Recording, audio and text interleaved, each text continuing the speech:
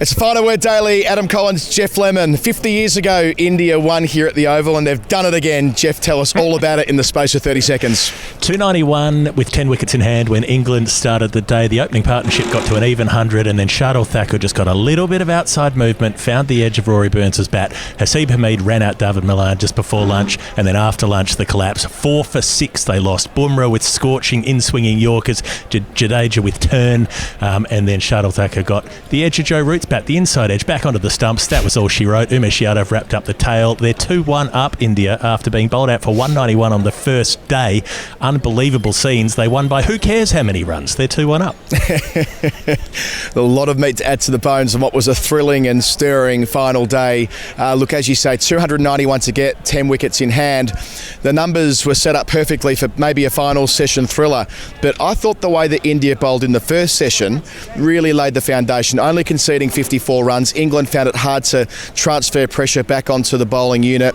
It meant that when the wicket did fall, Rory Burns on an even 50 when the partnership was 100, a fabulous piece of bowling from Shardul Thakur in his first over. Not his last contribution in a test match, not his first contribution in a test match, but one of many important ones. Then the skittish run out. They go to lunch, and really, Geoff, I felt like England winning at that stage was off the cards, which meant that the energy was different when we returned after lunch. Sure, Joe Root hits a reverse sweep for 4 first ball, but in practice, making 237 runs in 2 sessions is such a low probability that India were able to go to work. With the old ball especially, Jasprit Bumrah, just one of the all-time great day 5 spells of fast bowling. Jadeja, who people questioned whether he could turn it enough to be a real handful on day 5, out of the footmarks to get Haseeb Hameed kissing the outside of his off stump for the second time in the series. And after that collapse you referred to, a 4 for 6, there was no way back, as Kohli said in the post-game presentation.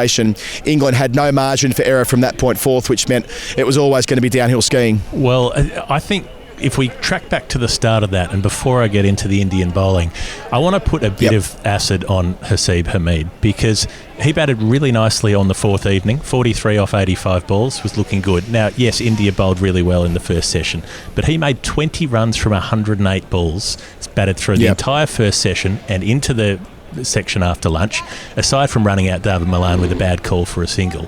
He didn't hit a boundary, having batted for a session and change on the last day. He hit 10 singles, a 3 and 2 twos, and that was it. And yeah, there was good bowling, and it's not like he would have been able to smoke 80 off those 100 balls if he'd decided to do things differently. But even if he'd made 40 or 50 off 108 instead of 20, it just might have changed the dynamic a little bit. No matter how far ahead you are, there's no fielding captain who is not going to make any sort of changes if a player is hitting boundaries or scoring runs. They're going to look to defend at least a little bit, because it's not so much about the idea that England would have won. I mean, 291 is a massive ask. Scoring 100 a session basically all through the 5th day was pretty unlikely. But as a player, if you keep the possibility of the win alive, you're much more likely to be able to draw the match as well, because you're going to force your opponents to think about it. As it was, by lunchtime, Kohli didn't have to think about it. He didn't have to worry about field placings. He got to do whatever he wanted to do, and I think some of the blame for that has to go to Haseeb Hameed for not trying to score, not looking to score through that first session and more. Yeah, I think it's a really good point. You go back and look at the Gabba example back in January. I know that Shubman Gill's a very different player to Haseeb Hameed, but he kept the foot down while Pujara played conservatively, and it meant that at lunch, even though that partnership was broken not long thereafter, if I recall correctly, there was already a number of runs on the board. With only 54, I mean, maybe if they made 70 or 75 or 80 up to lunch, it would have felt a bit different, but it just didn't feel like it was a tangible thing for England to go on from there. So yeah, Root after lunch, I mentioned his reverse sweep first ball from a Jadeja full toss, but they were only ever, after the Malan run out, they're only 1 wicket away at that stage from Bairstow walking in, from Pope walking in, returning to the test team. Then Mo and Ali. I'm not saying they're not experienced players. I'm not saying they're not capable of doing something special, but it's far more likely to be the case that Root can do it alongside someone like Malan or like Burns had he gone on with it as well before getting a really good one. The first one that moved off to straight for about 2 days was the ball that got him from around the wicket. So Root needed someone to ride shotgun with him, and yes, it meant that the way that Haseeb Hameed batted made it that much harder by the time we reached session 2. And then let's just indulge in a Bumrah conversation, shall we? He was so frugal yesterday. Likewise in the first session today, he gave nothing away. He made life so difficult for Hameed that in that middle session. I know that Hameed was gone by that stage via Jadeja, who, by the way, that has landed at least 6 inches, maybe a foot outside the leg stump, and touched the very side of the off stump. That's the stuff you dream of as a finger spinner. The stuff it just made it into the footmarks in order to get that extra purchase on the pitch. But once they were opened up, 2 thunderbolts from Bumrah. There's one way to take a dead pitch out of consideration. It's to bowl at the toes at 90 mile an hour. It wasn't quite at the toes with Ollie Pope, but he was done by pace. And then that in-swinging Yorker to Bairstow was to die for. And sure, Bairstow's got a track record of being bowled and having his front pad blown off, but that was just supreme bowling to a guy who was yet to get set. And by then, I can tell you, Geoff, you know what it's like. By then, it was heaving here. It was absolutely heaving. The Indian fans were making so much noise. Every ball was an event. That catch at short leg, Umesh Yadav to get rid of Moeen Ali. I mean, Jadeja ran so far towards the old Peter Maystown. I thought he was going to jump in there like Pat Cash after winning Wimbledon in 1987. I mean, it was an emotional kind of reaction the fans were having. The players were tapping into it, and from there was no doubt about what the result was going to be. It was all about that moment. I mean, it happened. It seemed to happen in about the space of 5 minutes, and it probably did 4 for 6. But the Jadeja one, I don't even think he landed it in the rough. It was almost out of the edge of the rough, and he still got it to turn. I think just. And I don't know if you picked this up, but it actually feathered the outside edge of Hameed's bat as well. So he would have been caught behind if it hadn't hit the stump. That makes me feel better. On commentary, I said he's edged it and he's caught behind, thinking that's exactly what had happened, not realising it had hit the off stump on the way through. Such was my angle. I was slightly obscured, but I feel a bit better now that he did hit it. I don't think it changed the trajectory much. It was still ragging, but he did rag enough just to get a tiny little nick onto it and to hit the outside of the off stump as well. So gorgeous piece of bowling. And the one that got Moeen Ali as well, that also landed almost out of the rough and still turned so much that the left-hander turned it around the corner. Another thing to note is a lot of people in the comments on our videos for weeks now have been raging, saying, you've got to get Umesh Yadav in the test team, you've got to get Mayank Agarwal in the test team. Well, guess who produced the run-out to get rid of David Malan while wearing wicket-keeping pads so that he could go in at short leg when required, dashing across the turf. Mayank Agarwal, beautiful throw-in to Rishabh Pant to let him get the bails off. And who took the catch around the corner? SKY. And in between those, the Bumrah deliveries, I mean, I'll watch those again and again. I'll set those as my ringtone. Johnny Bairstow does miss straight ones, but he was just done for pace. He had no way of getting to that ball. And you don't often see 2 batsmen in a row get their stumps blown up when they're middle order players in a test match, and particularly on a surface that didn't have much in it. But it was reversing a bit, and I think that was partly because Jadeja had spent 20 odd overs landing it in the rough and scuffing the ball up, and that helped it start to reverse a little bit. We were wondering whether there would be reverse, and in the end there was just enough. Yeah, and with Bumrah, let's remember that he took his 98th and 99th test wicket all the way back on night 1. He'd gone day 2, day 3, day 4 of this test match, albeit a couple of them with his feet up, but still not taking his 100th wicket. What an emphatic way to do it with the Ollie Pope dismissal. 100 test wickets, I think it's at 22.4. Absurd numbers. I think about 97 of them have been away from home, which reinforces what a weapon he has been leading this seam attack. We spoke a lot about India's seam attack in this corresponding series 3 years ago. Well, this week, Ishant Sharma, sure, he didn't bowl well last week, but nevertheless, he missed with an eagle, and he's been the attack leader over the last number of years. Mohammad Shami, who balances out the attack being such an accurate seam bowler, wasn't available either with injury. It's Shardul Thakur coming into the team. Umesh Yadav takes 5 wickets for the test match, I think it was. Shardul with twin 50s down at number 8, taking 2 wickets in both innings. I mean, we've said it many times on this podcast, Geoff, over the last few years. It's the depth of India's fast bowling. It's just not just about just having one superstar in Bumrah, and I suppose you could loop others into that, but especially Bumrah. It's the way they can hunt as a pack. The very fact that Ashwin sitting on the bench today says a lot about the faith that Kohli and co have in the seamers, and they've delivered again and again and again. And I'm sure people will be annoyed about that, and we are too, to an extent. We'd love to see Ashwin playing because he's such a wonderful player, but there was nobody in terms of performances in this match who should have missed out. Mohammad Siraj didn't end up taking a hatful of wickets, but he tried manfully throughout. Umesh Yadav did the work against the tail, which wasn't a fait accompli. The likes of the likes of Wokes and Overton and so on can stick around for a session with the bat if things are going in their favour. They almost weren't given that option because Umesh was fast and furious and just bowling with a huge smile, like loving every minute of being out there. Shardul Thakur, I'll take a moment to indulge here. Everything he did in this test match was influential. He came in when they were crocked in the first innings and made a half century when they were in real trouble. That just kept them in touch. He came out when they were at a delicate position in the second innings and made another 50. How many Indian players do you reckon, specialist bowlers, say batting in the bottom four, have made 250 plus scores in Test cricket?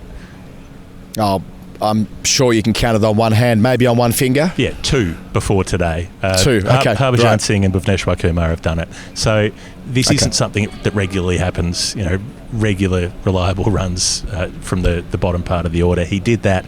He took key wickets at key times. He got Joe Root out, who could have batted through the last day. And that was just that little bit of movement as well. So the way that Shardul Thakur got Rory Burns, the old ball, it wasn't doing anything, and he just got the tiniest little bit of fractional movement off the seam to take the outside edge, and then he did the same to Root to take the inside edge back onto the stumps. Everything he did was vital. And so, he more than justified his place. So did Umesh Yadav. And Jasprit Bumrah, as far as the runs that he scored as well. Before this series, he had 43 runs in 20 tests. In this series, he's got 87 runs in 4 tests. So even that's coming together for India.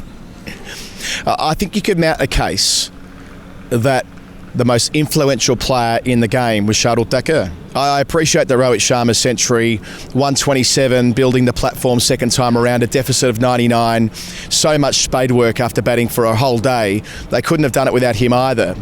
I'm not trying to say that he shouldn't have been man of the match, but you can definitely mount a case that Shardul should have been as well. He was. Even just There's no doubt in that for me. He contributed in all 4 innings.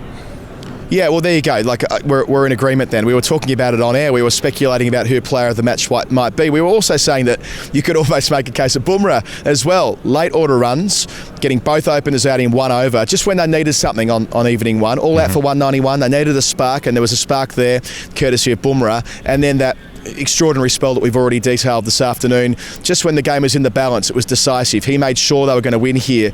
And look, it's the second time India have done the job with a first innings deficit in London in this series. They did it north of the river at Lords a couple of weeks ago, a heist on the final day, which was in no small part due to Mohammad Shami and Bumrah with the bat, and then that amazing performance with the ball to bowl out England in the space of about 50 overs with about 60 to play with. That was so good. But this is just as stirring. Yeah, sure, they had 368 runs to play with on the final day, but the one message for Virat Kohli yesterday from our show, and not to say that he's listening, but if we were issuing him with any instruction, it would have been stay patient. You will create chances. Do not lose your rag. Do not get too emotionally involved with what's going on minute to minute. And to Kohli's credit, he did.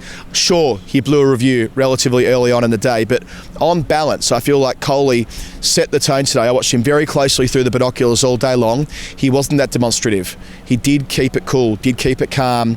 He did exactly what you need to do on day 5 when you need to take 10 wickets, and he made the right changes at the right times, even down to when he took the second new ball, delaying that. Umesh gets a wicket before tea. He had a bit of the Midas touch today, Kohli, so credit to him on the way through. A half century in the first innings, a 40 in the second innings. Sure, he hasn't posted 3 figures in the series, but he has orchestrated the win in North London, and he's been instrumental to winning in South London. And now with a 2-1 series lead, they can't lose the trophy that they won earlier this year. It's a hell of an effort, considering how infrequently they have won in this country. Just 9 test matches they've won here. Well, a couple of series wins, but 9 individual wins. I mean, it's not that many over the years. Technically, they're playing for a different trophy because they play for one in India and one in England. So, do they? I've got you on a technicality. My apologies.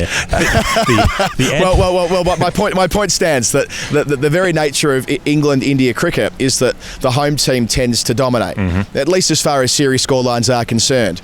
2007, India did it here, and look, I would expect they'll roll on to Manchester, and England. There's so many overs in the legs of Anderson and Robinson. I wouldn't be surprised if one or both of them actually miss next week. They'll have a great opportunity to win 3-1 and reverse what England were able to do here 3 years ago. Well, I think the other thing for Manchester is the weather forecast is filthy. They'll probably be lucky to get 6 sessions on during the test match. And so, either team could pick tired bowlers because they're not likely to have to bowl for very long at a time. They might be on and off here and there. But, yeah, the level of the comeback, I suppose. I mean, this has been India's year of comebacks. Their fifth day performances, what they did in Sydney, what they did in Brisbane, what they did at Lord's, and now what they've done at the Oval. As far as looking at it from England's perspective, it'd be a pretty gutting day to be an England supporter, and it's not like there haven't been plenty of those, but you'd come in today, there's the little bit of hope that says maybe we'll get on a roll on what's still a good batting track and win it, and sure, that wasn't the most likely outcome, but you would have thought at least we can hang on, at least we can, we just need one really good partnership can take out a couple of sessions, and then you've left your other players with enough room for error to be able to get through and have the draw. But to be blown up in the middle in such a short space of time, it's a pretty shocking state of affairs to be turned over that. Yeah, well, it reminds me of what Virat Kohli said after the Leeds Test match. When you're so far behind in the game, it's scoreboard pressure that does you in the end. I mean, remember, India lost 8 wickets on that fourth morning at Leeds, only, about 9 days ago, something like that. That doesn't mean that India isn't a decent cricket team. It means that they were squeezed. And that's where England were today. They needed everything to go right. I mean, it's worth noting they actually batted for 40 minutes before losing a wicket this morning. They took the score from 77 to 100 between Burns and Hameed. And at that point, it felt as though something very special might be happening here. It was such a hot day. It is a hot day. Very hazy as well. There was nothing happening with the track. Yes, Jadeja was going to work and landing it into footmarks, which was always a problem or always a challenge for Burns. But taken as a whole, it felt like England were going to comfortably win the first hour, and from there anything was possible. But then you come back to scoreboard pressure. It was only going to take that initial incision and that run out. I think the run out probably sapped them of confidence as well. David Malan is relatively new back to Test cricket, but he's a guy that can score at a really decent tempo, and needing to go at about 3 or 4 and over through the day. He's the kind of guy who can do precisely that without necessarily going too far through the gears. And by that I mean he can play with controlled aggression. He had the conditions for him. Yes, that's right. Like, he's not great on a nibbling, seeming sort of English April County track. That's his weakness that's been identified. But he had the best kind of batting conditions he could hope for in England, and that might have been the day for him to do something big. Yeah, I completely agree. So it was set up for him, getting run out by Hameed. I don't want to stick the boots into Hameed. He did bat well for 63, and he certainly batted delightfully well last night. His defence was impeccable. But, yeah, for the second time in the series, Jadeja gets him with something special, and that's the way it goes. But, yeah, it felt from there that, all eyes on Joe Root, as they so often are with this England team.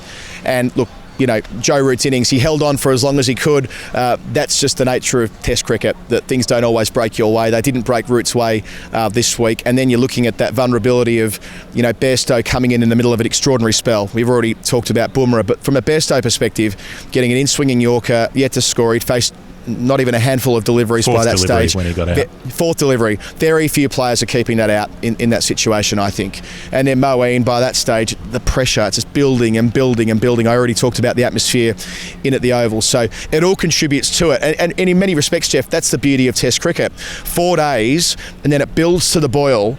And when it is boiling hot, that's when it's not just about your skills, it's about what's going on above the shoulders and what's going on in and around you too. It's a sport like no other. It's a format of the game that we cherish for that reason. And taken as a whole across the 5 days, it's been an absolute treat. And this series has been an absolute treat as well. We talk about great advertisements for the longest form of the game. These have been 2 exciting teams with some exceptional players, but with some significant flaws as well. And you add that together, it's a nice combination for a lovely push and pull. And yeah, boy, we've enjoyed it so far. I can't wait for Manchester, even if it is, in England's case, just trying to square the series up. It seems to me over the last maybe 3 or 4 years, we've barely had a bad Test match anywhere around the world. There have been so many epic Test matches. It's a really wonderful era to be following the game in, and that's everywhere. That's the games that Pakistan has been playing, the West Indies have been playing, the Zimbabwe-Afghanistan Test, the second one they played was a belter. There have been Sri Lanka in South Africa, back in 2018, 19. Just extraordinary results, extraordinary performances going on. We talked about our player of the match probably being Shardul Thakur. Our player of the day, well, for me it would be Bumrah for the decisiveness of the intervention. There there aren't too many twofers that will be sung throughout history and talked of in the annals, but 2 for 27 off 22 overs. Like, they could not get that on him. He had a couple of other wickets he could have had, a couple of close run LBs, a diving catch that went down in the cordon and so on. But with an honourable mention to Jadeja, because the pressure on him, had he not got wickets on this last day when people would have been piling into him for not being Ashwin, it's not his fault. But the fact that he was able to contribute was important. But Bumrah is the moment we will remember. That's the player of the day moment. Yeah, nicely framed up. I completely agree with Bumrah. Jadeja being there on the podium, perhaps alongside Shardul Thakur. Something like that. Either way, it was a brilliant performance. In terms of Hall of Fame, we're not short of nominations. Had a great day for Hall of Fame. Let me start with this. I took a photo when India won. If you're into that kind of thing, I was sitting in a wonderful position to get my big long lens out and see them celebrating with Jadeja leaping in the air and Kohli leaning backwards and Rishabh Pant almost on his hands and knees. And Cheteshwar Pujara, who's sitting up in the dressing room, not actually in the field today due to the niggle that he carried through. He immediately pitched it and put it on social media himself without crediting it. But to Pujara's credit, he saw my tweet and liked it after that to acknowledge the fact that it was my photo. So we love you, Che. No dramas there, no hard feelings. But what I will say, if you're watching this, Cheteshwar, we want to get you on the final word at some stage, because we have defended you. We have defended you. All the people that have said you should be left out of the Test team, there's been one podcast who's always been consistent that you are vital to laying the foundation for India, and it's right here on the final word. So come and join us and talk about it at some point. A Hall of Fame moment that didn't happen at the Test match, but happened during the Test match, up at Northants, I think, where Surrey were playing. I don't know how this happened, but they ended up short of umpires, and so Alex Stewart, who's the director of cricket at Surrey, had to get out pub cricket style. He had to go and umpire at square leg. They didn't let him do the on-pitch duties, so whoever was on field had to do both ends, I suppose. But Alex Stewart was out there in his Surrey kit at square leg, like someone's dad who'd just been roped into it, who'd come to drop the kids off at training and then been pulled in at square leg. So beautiful work there, just the highly professional Fabulous. World of the county championship. Yeah, no, I love that. And just a shout out to the Indian fans here today. I mentioned it on the show yesterday that it was a sellout days 1 through 4 from last year's tickets. Well, today it was 50% Indian fans, I reckon, from the tickets that went on sale in recent days and yesterday. And what a joy it was to be amongst so many passionate cricket lovers. A number of final word listeners came up and talked to me before play today, which was just delightful. The way they got the big, gigantic Indian flag, Jeff, I'm sure you know it well, and they were doing a conga in front of the old Peter May stand there, walking around the ground when it was 9 wickets down. I absolutely love that stuff. Izzy Westbury, our friend on the final word and colleague of mine on radio at the moment, noticed that at one stage when Joe Root got out, they were singing the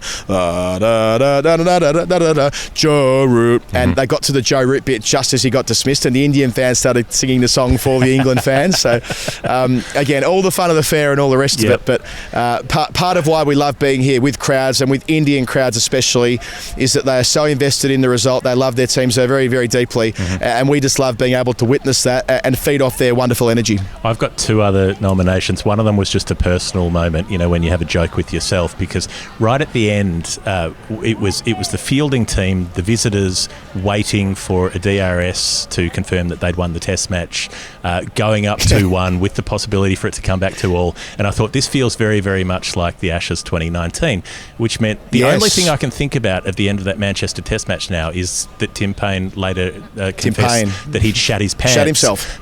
During that moment or just before that moment, and so those celebrations were happening in that state. And so all I could think of was, I wonder if Rishabh has shat his pants. I wonder if he's shat his Rishabh pants while out there celebrating it. Well, Rishabh was on almost his hands and knees when it would have been umpire Worf's finger went up initially before the DRS process. So he was down on the turf. He was squatting, let me put it that way. Yeah, so he was in position to follow through.